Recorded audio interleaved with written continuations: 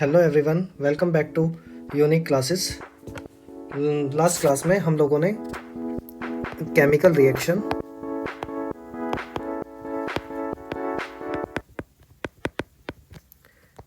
Chemical equation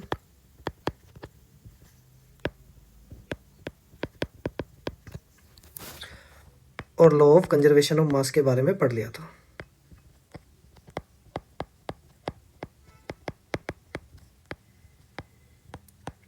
तो आप सभी से रिक्वेस्ट है, अगर आप सबने अभी तक ये टॉपिक कवर नहीं किए हैं तो हमारी प्रीवियस वीडियोस को देखकर, जो कि यूट्यूब पर अवेलेबल है, उनको देखकर आप ये प्रीवियस जितने भी टॉपिक्स हमने अभी तक कराए हैं उनको कवर कर सकते हैं।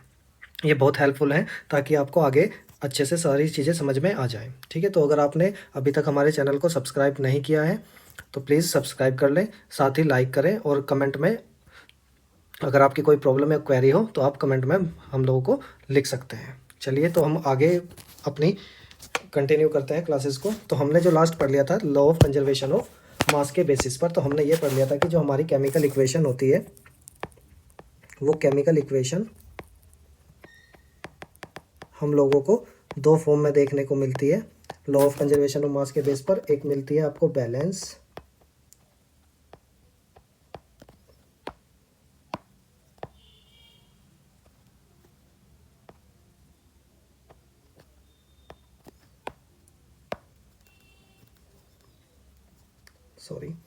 तो एक यहाँ केमिकल इक्वेशन हम लोग को दो फॉर्म में मिलती है, एक बैलेंस और दूसरी आपको अनबैलेंस। ठीक है, तो सिंपली मैंने बताया भी था कि अगर हम लोग क्या कर रहे हैं, किसी भी वर्ड रिएक्शन को अगर इक्वेशन में चेंज कर रहे होते हैं, तो किसी भी वर्ड इक्वेशन को जब इक्वेशन में चेंज कर रहे होते हैं तो हमेशा वो किस फॉर्म में होती है, अनबैलेंस्ड फॉर्म में होती है। तो उसको हमको किस में करना होता है, बैलेंस्ड, क्योंकि लॉ ऑफ कंजर्वेशन ऑफ मास हम लोगों को ऐसा करने के लिए बोलता है। अब किसी भी रिएक्शन को बैलेंस करने के लिए हम लोगों को सबसे पहले पता होना चाहिए कि किसी का केमिकल फॉर्मूला क्या होता है।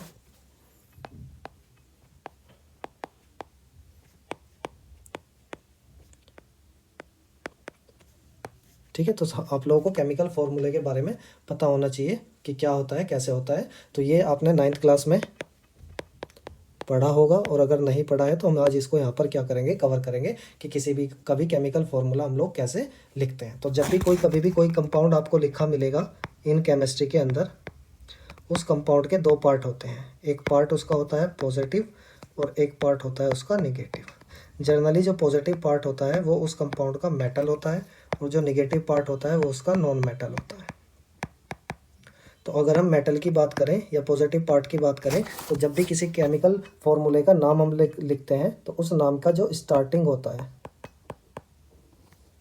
स्टार्टिंग नेम, वो आपका ऑलवेज कैसा रहेगा, पॉजिटिव, और जो बाद में लिखा जाएगा यानी कि आफ्टर स्टार्टिंग नेम, तो वो आपका कैसा रहेगा, नेगेटिव। जैसे सपोज करो हम एक छोटा सा एग्जांपल लेते हैं, जैसे हमने लिखा सोडियम हाइड्रोक्साइड। तो सोडियम हाइड्रोक्साइड में सोडियम पहले लिखा गया है तो ये पॉजिटिव पार्ट होता है, और हाइड्रोक्साइड बाद में लिखा गया है तो ये निगेटिव पार्ट होता है।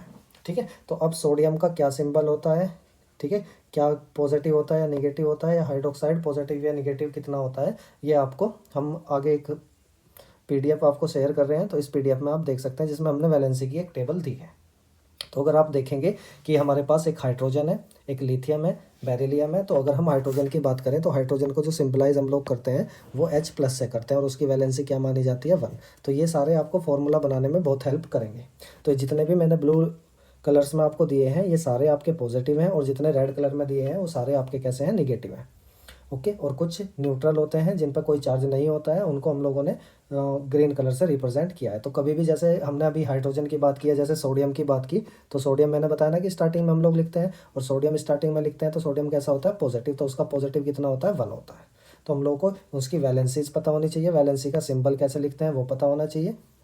ठीक है, ऐसे ही मैंने इसमें बहुत सारे दे रखे हैं आपको, magnesium, aluminium, phosphate, sulphide, chloride, potassium. तो ये सारे आप एक बार गो थ्रू हो जाना, क्योंकि ये बहुत ज़रूरी होते हैं। अगर आप लोगों को, आप इसे पॉज करके इसका स्क्रीनशॉट लेकर भी आप अपनी नोटबुक में नोट डाउन कर सकते हैं, क्योंकि आगे की जितनी भी चीज़ें हम लोग करेंगे वो इसी के बेसिस पर रहेगी। ओके, ऐसे ही बाकी जो जितने भी हैं ये लगभग 50 के आसपास हैं, तो आप एक बार इनको नोट डाउन कर लेना सारों को कि किसको क्या बोलते हैं। जैसे गोल्ड होता है, गोल्ड को AU बोलते हैं, गोल्ड को हम लोग क्या लगते हैं, +1 रखते हैं। ठीक है, जैसे अभी देखो हाइड्रोक्साइड की मैं बात कर रहा था, तो हाइड्रोक्साइड को हम लोग क्या लिखते हैं, OH माइनस, और इसकी -1 क्या होती है, वैलेंसी होती है। तो ये वैलेंसीज हम लोगों को याद रखनी चाहिए कि किसकी क्या होगी। ठीक है, तो ये 52 हैं आपके।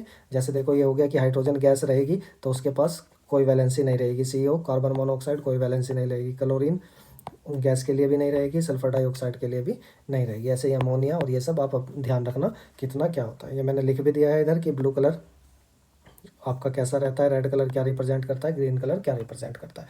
अगर आपको ये PDF चाहिएगी तो आप एक बार हमको टेक्स्ट कर दीजिएगा। मैं अभी बता देता हूँ आपको कि हमारा जो टेलीग्राम चैनल है वो टेलीग्राम यानी कि t.me/uniqueclasses.com।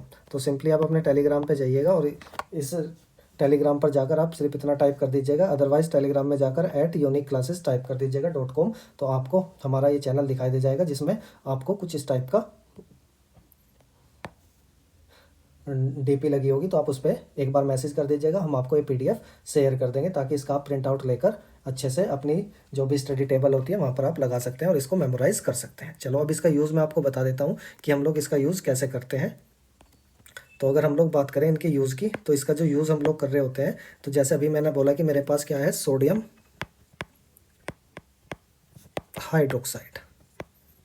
तो सोडियम हाइड्रोक्साइड का फॉर्मूला हमको कैसे पता लगेगा, अभी मैंने बताया सोडियम और हाइड्रोक्साइड दो नाम हो गए। तो मैं ऊपर जाके देखूंगा कि मेरा सोडियम क्या है। तो सोडियम को अगर मैं देखूँ एक बार यहाँ से आपको बता देता हूँ कि सोडियम अगर हम देखें 8th नंबर पे सोडियम लिखा है और इसका क्या होता है Na+। तो मैं सोडियम को क्या कर सकता हूँ Na+। तो सोडियम का सिंबल क्या हो गया Na+। ऐसे ही हाइड्रोक्साइड का ऊपर आप देखेंगे तो OH- हम लोगों ने लिखा हुआ है। तो अब अगर आप इसे लिखेंगे तो जब हम इसका फॉर्मूला बनाते हैं तो सोडियम को Na लिख देते हैं और हाइड्रोक्साइड को ये। अब जितनी इनकी वैलेंसी होती है विदाउट साइन हम लोग यूज़ कर लेते हैं। तो अगर ये प्लस है तो क्योंकि यहाँ पर कोई नंबर नहीं होता, तो जहाँ कोई नंबर नहीं होता वहाँ 1 कंसिडर करते हैं, +1 कंसिडर होगा, ये -1 कंसिडर होगा, तो ये 1। अब क्योंकि इसके पास ये आ गया, इसके पास ये, ऐसे हम लोग क्रॉस करके इनका फॉर्मूला लिखते हैं जब लिखेंगे। तो जब ऐसे लिखेंगे तो Na का आपका Na1 और OH 1। ओके, तो हम लोग क्या करते हैं, कभी 1 को रिप्रेजेंट नहीं करते, तो सिंपली हम लोग बोल सकते हैं NaOH। तो अगर मुझसे कोई पूछे कि सोडियम हाइड्रोक्साइड को कैसे सिंबल की फॉर्म में लिखेंगे, तो हम ऐसे लिखेंगे NaOH। जैसे ऐसे ही अगर मुझे कोई बोल दे कि मेरे पास क्या है, कैल्शियम हाइड्रोक्साइड, तो आप कैल्शियम हाइड्रोक्साइड लिखने जाओगे तो आप ऊपर जाकर अगर इस टेबल को वापस से देखो तो अगर कैल्शियम आप यहाँ पे देखोगे तो कैल्शियम आपको मिल जाएगा, ये 15 नंबर पे कैल्शियम मिल जाएगा। और कैल्शियम को देखोगे तो इसको हम लोग लिखते हैं Ca2+, ये इसका सिंबल होता है। और जो 2+ में लिखा है वो उसकी क्या होती है, वैलेंसी। तो अगर मैं यहाँ पे बात करूँ तो मैं इसको लिख सकता हूँ Ca2+ कैल्शियम के लिए, और हाइड्रोक्साइड अभी हमने ऊपर देख ही लिया कितना होता है, -1। तो मैं सिंपल क्या लिखूंगा, जब फॉर्मूला लिखूंगा Ca और OH, तो यहाँ पर मेरे पास कितना हो गया, इसके पास 2 वैलेंसी विदाउट चार्ज लिखेंगे। ऐसे ही इधर नेगेटिव हटाकर सिर्फ क्या लिखेंगे, 1।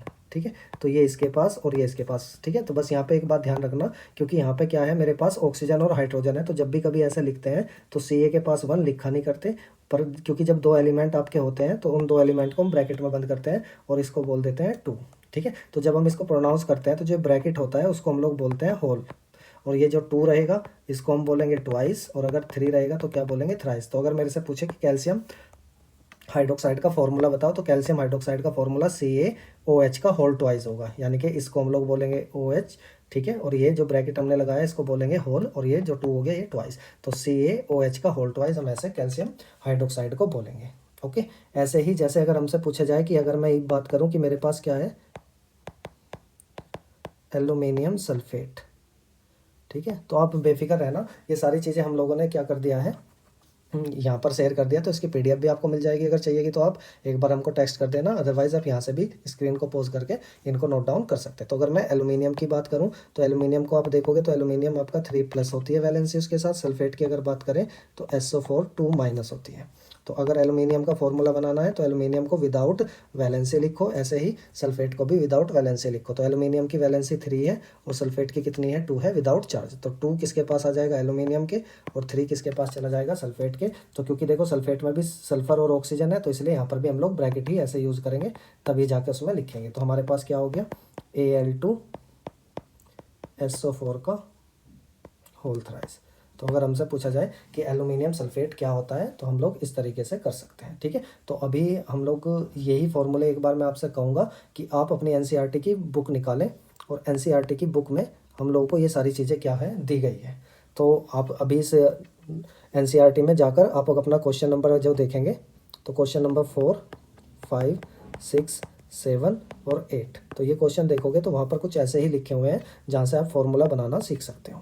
ठीक है, तो एक बार आप देखें, उसके बाद मैं क्या करता हूँ कि अभी इस वीडियो के बाद दूसरी वीडियो अपलोड होगी तो आप उस वीडियो में भी देख सकते हैं कि कैसे हम लोग ये फॉर्मूला बनाते हैं। तो मेन इस वीडियो को बनाने का यही था कि आप लोगों तक ये इन्फॉर्मेशन पहुँच जाए कि हमारे पास वैलेंसी क्या होती है और इन वैलेंसी का कैसे हम लोग यूज़ करते हैं फॉर्मूला बनाने में। तो नेक्स्ट वीडियो से पहले आप सभी से रिक्वेस्ट है कि इन वैलेंसीज वाली टेबल को अच्छे से देख लेना, क्योंकि ये आपको केमिकल इक्वेशन को बैलेंस करने में भी हेल्प करेगा। साथ ही साथ आपको जो बच्चों में केमिस्ट्री में थोड़ी बहुत कमजोरी रह जाती है कि हम लोगों से इक्वेशन बनाना नहीं आ रही है या जो केमिकल रिएक्शंस हो रही है हमें नहीं पता लगता कौन कैसे बन जाता है, तो ये आपको क्या सिखाएगा कि कैसे वो रिएक्शंस आपकी बनती है, कैसे वो रिएक्शंस होती हैं। तो ये आपका एक स्ट्रॉन्ग पॉइंट बन जाएगा बाकी सबसे। ठीक है, तो आप सभी से अगेन रिक्वेस्ट है कि हमारे इस चैनल को सब्सक्राइब भी कर दें, लाइक भी कर दें और ज़्यादा से ज़्यादा शेयर भी करें ताकि बाकी बच्चे भी इस इनिशिएटिव का पार्ट बन सकें। Thank you so much.